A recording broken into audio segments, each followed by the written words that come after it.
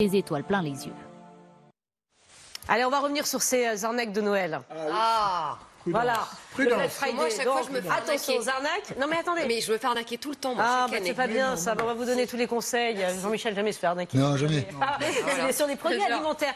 Vous allez voir, c'est assez édifiant sur les produits alimentaires. Les commerçants gonflent les prix aux périodes de Noël. Il suffit parfois juste de faire le tour du rayon pour trouver le même produit moins cher. Je vous en dis pas plus. Antoine Bourdarias.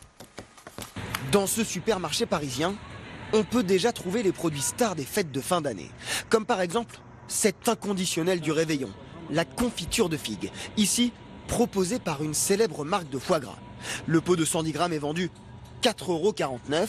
Cela fait quand même 40,80 € le kilo.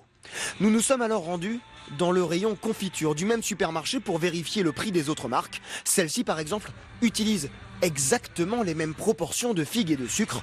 Elle est pourtant vendue 10 fois moins cher. Pour Foodwatch, qui milite pour plus de transparence alimentaire, il s'agit bien là d'une arnaque aux consommateurs. Et des exemples comme celui-ci, l'ONG en compte au moins 24 en cette fin d'année. Comme ce pot de hareng, vendu juste à côté des œufs de Lompe. Et donc il y a des petites billes noires à l'intérieur, on les voit bien. En fait, c'est des billes de hareng fumé, teintes en noir. Donc ils sont vendus très cher, elles sont vendues 100 € le kilo. Donc très cher pour du hareng fumé. Et donc là, on a vraiment un produit qui essaye de se faire passer pour un autre produit. Des pratiques qui induisent en erreur, mais qui n'ont absolument rien d'illégal. En fait, c'est une zone grise de la réglementation européenne qui dit on ne doit pas induire en erreur le consommateur. La question, c'est qu'est-ce que c'est induire en erreur le consommateur? Donc légalement, il n'y a rien qu'on peut faire.